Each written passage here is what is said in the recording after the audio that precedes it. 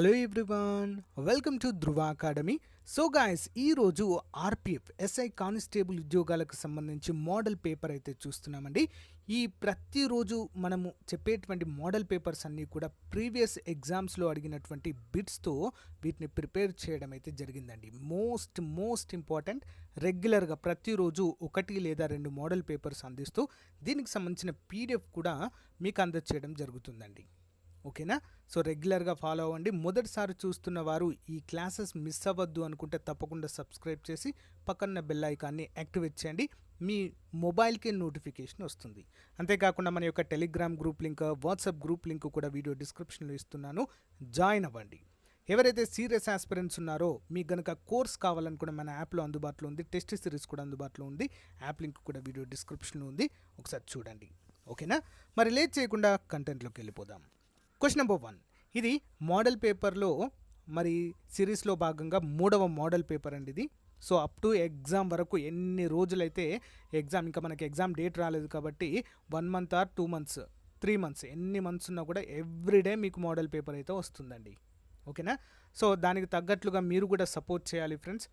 Video రాగానే చిన్న like చేసి సో మీ యొక్క అభిప్రాయాన్ని కామెంట్ చేయండి, ఎలా ఉంది అని చెప్పేసి ఫీడ్బ్యాక్ ఇవ్వండి, మీ ఫ్రెండ్స్కి షేర్ చేయండి. ఓకే.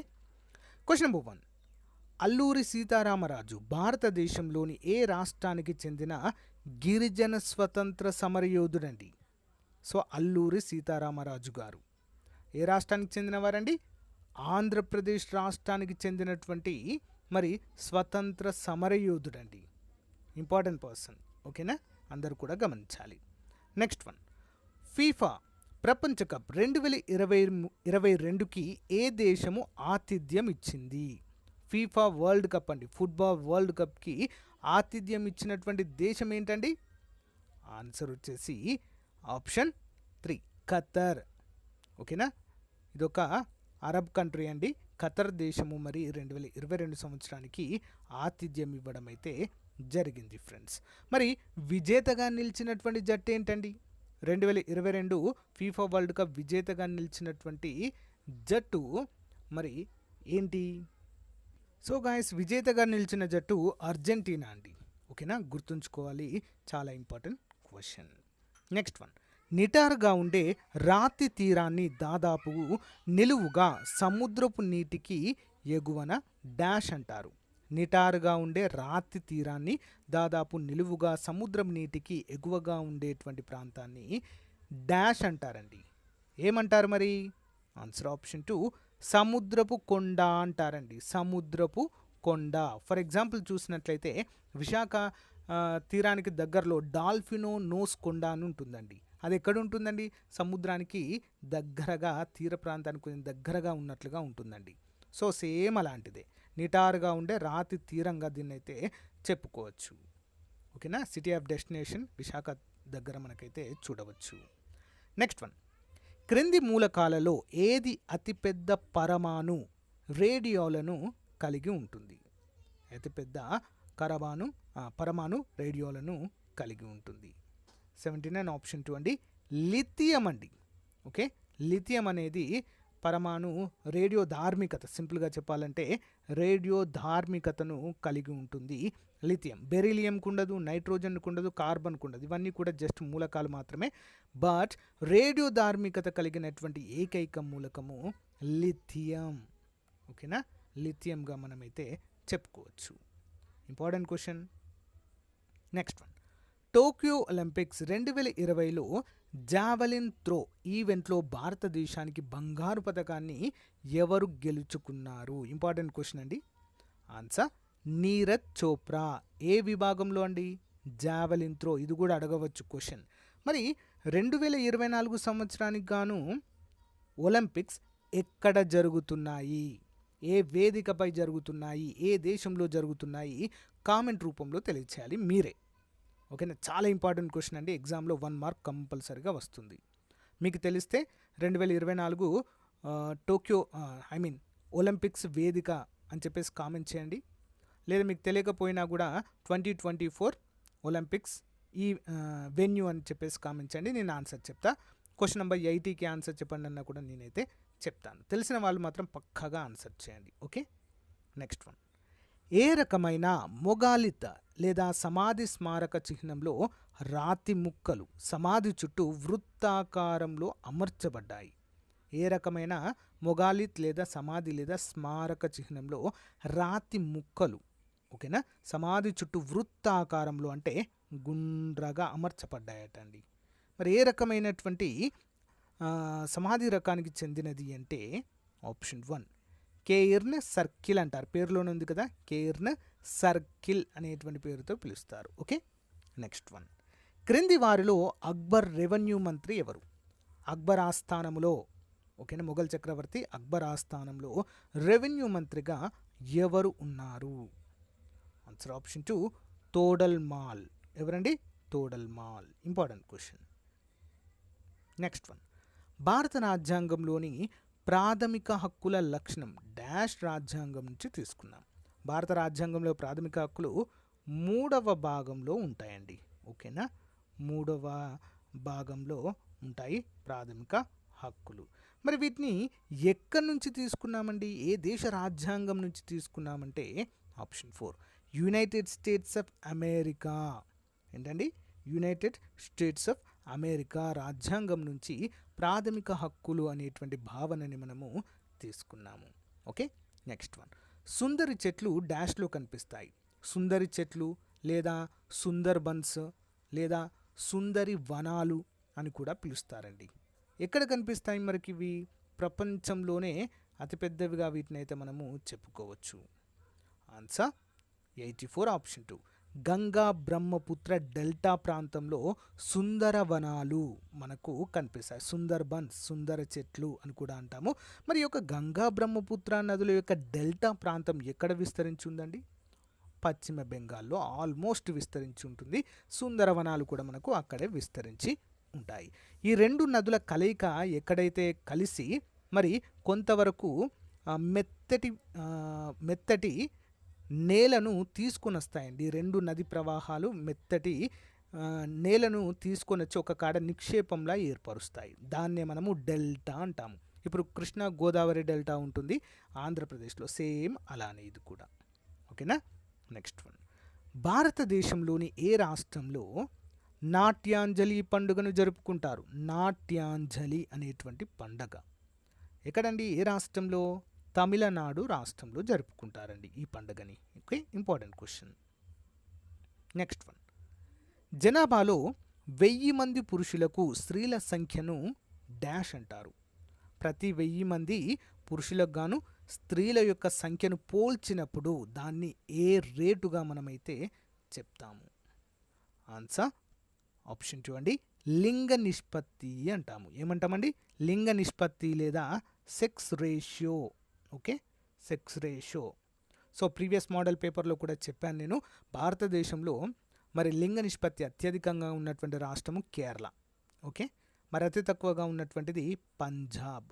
ఓకే, గుర్తుంచుకోవాలి ఇవి 2 కూడా important. Next one. Non girl పుస్తక రచయిత క్రింది వారిలో ఎవరు? Gone girl.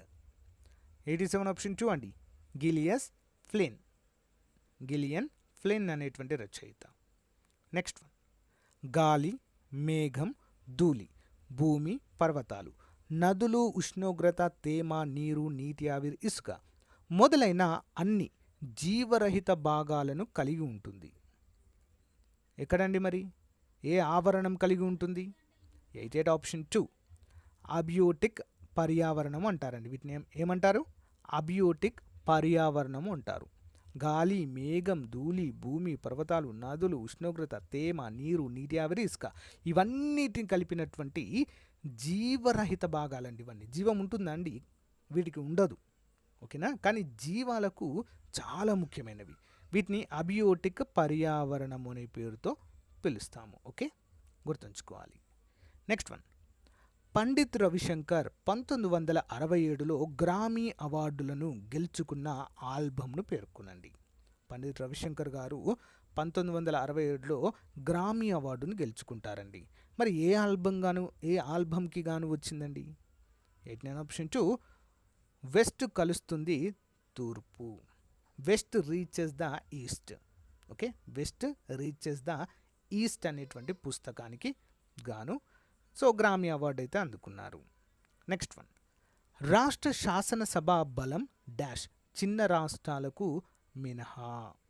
రాష్ట్ర శాసనసభ బలము చిన్న రాష్ట్రాలకు మినహా. 90వది ఆన్సర్ ఆప్షన్ 2 అండి. బలము 60 అండి, చిన్న రాష్ట్రాలను మినహా 500 వరకు అయితే ఉంటుంది. ఓకేనా, 60 నుంచి 500 అండి.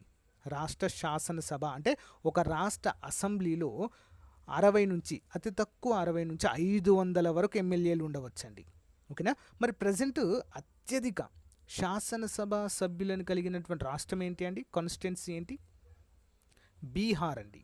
ఓకే, బీహార్లో మరి 400 అసెంబ్లీ స్థానాలండి, అత్యధికం అక్కడే.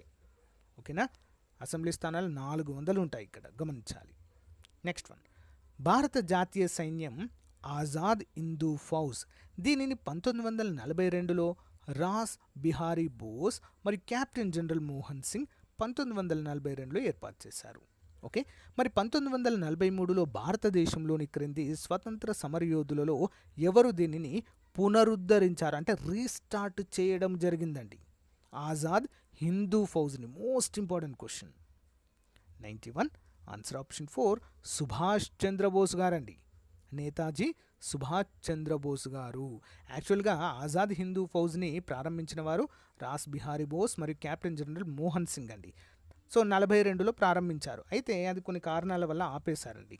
ఓకేనా, కానీ 1943లో మళ్ళీ భారతదేశంలోని స్వతంత్ర సమరయోధుడు నేతాజీ సుభాష్ చంద్రబోస్ గారు దీన్ని రీస్టార్ట్ చేయడం జరిగింది. ఎందుకోసం స్టార్ట్ చేశారండి? స్వతంత్రమే ప్రధాన లక్ష్యంగా బ్రిటిష్ వారిపై పోరాటం చేయడానికి దీన్ని ప్రారంభించారు. ఓకే, నెక్స్ట్ వన్, సత్రియ అనేది ఏ భారతీయ రాష్ట్రానికి చెందిన శాస్త్రీయ నృత్యం? ఏంటి సత్రియ అనేటువంటిది? Important question. 92వది ఆప్షన్ 3 అండి, అస్సాం అండి. ఓకేనా, అస్సాం రాష్ట్రానికి చెందిన శాస్త్రీయ నృత్యమే Sattriya. Important. Next one, ICC పురుషుల T20 వరల్డ్ కప్ 2021లో ఆడిన మ్యాచ్లను ఏ దేశాలు నిర్వహించాయి? అంటే హోస్ట్ కంట్రీ అండి, సింపుల్గా చెప్పాలంటే. ఏ దేశం నిర్వహించిందండి? 93 ఆన్సర్ ఆప్షన్ 3 అండి, యునైటెడ్ అరబ్ ఎమిరేట్స్ మరియు ఓమన్. యునైటెడ్ అరబ్ ఎమిరేట్స్ మరియు ఓమన్ దేశాలైతే నిర్వహించడం జరిగింది. మరి 2024లో T20 వరల్డ్ కప్కి ఆతిథ్యం ఇవ్వనున్న దేశాలు ఏంటి అండి? ఆస్ట్రేలియా మరియు న్యూజిలాండ్లు. ఓకేనా, గమనించాలి. ఇంపార్టెంట్. ఈ యొక్క 2024 జూన్లో అయితే ప్రారంభమవుతాయి. నెక్స్ట్ వన్, భారతదేశంలోని ఈ క్రింది నదులలో ఏది బంగాళాఖాతంలోకి ప్రవహిస్తుంది? బంగాళాఖాతం ఇండియా పటం కనుక ఇట్లా చూసినట్లయితే ఇటు బంగాళాఖాతం ఉంటుంది. ఇట్లా చూసినట్లయితే బంగాళాఖాతం ఇటు ఉంటుంది, అరేబియా మహాసముద్రము ఇటు సైడ్ ఉంటుందండి. అయితే క్రింది ఏ నదులలో ఏది బంగాళాఖాతంలోకి ప్రవహిస్తుంది? సో తాపి, గోదావరి, నర్మదా, మహి. సో గోదావరి మాత్రమే సో ఇక్కడ మహారాష్ట్రలో జన్మించి ఇలా ప్రవహిస్తూ బంగాళాఖాతంలో కలుస్తుంది, ఆంధ్రప్రదేశ్ మీదుగా కలుస్తుంది. కానీ ఈ యొక్క నర్మదా, తాపి, మహి అనేటువంటివి ఎక్కడైతే వింధ్యా పర్వతాలలో జన్మించి మరి పశ్చిమాన ప్రవహించి సూరత్ దగ్గర అంటే అరేబియా సముద్రంలో అయితే కలుస్తుందండి. ఓకేనా, గమనించాలి. నెక్స్ట్ వన్, క్రింది భారతీయ నృత్యకారులలో భారతదేశ చరిత్రలో రాజ్యసభ సభ్యురాలుగా నామినేట్ చేయబడిన మొదటి మహిళ ఎవరు? 95 ఆన్సర్ ఆప్షన్ 1 అండి, రుక్మిణీదేవి ఆరుండేల్ గారండి. Rukmini Devi Arundale, important person. Next one, Jagananna smart township పథకాన్ని భారతదేశంలోని ఏ రాష్ట్ర ప్రభుత్వం ప్రారంభించింది? జగనన్న స్మార్ట్ టౌన్షిప్ పథకము ఏ రాష్ట్రం అండి? మన రాష్ట్రమేనా? తెలంగాణనా? ఏపీనా? ఆన్సర్ ఆంధ్రప్రదేశ్ రాష్ట్రంలో. Okay, important. Next one, April 2022 నాటికి భారతదేశం యొక్క పొరుగు దేశం భూటాన్ రాజధాని పేరేంటి? భూటాన్ రాజధాని ఏంటండి? ఆన్సర్ ఆప్షన్ 1 అండి, థింపు అండి. థింపు, ప్రజెంట్ కూడా థింపుయే. ఓకే, నెక్స్ట్ వన్, మానవ శరీరంలోని ఈ క్రింది గ్రంథి లేదా అవయములలో పిత్తరసాన్ని స్రవిస్తుంది. ఏది స్రవిస్తుందండి పిత్తరసాన్ని?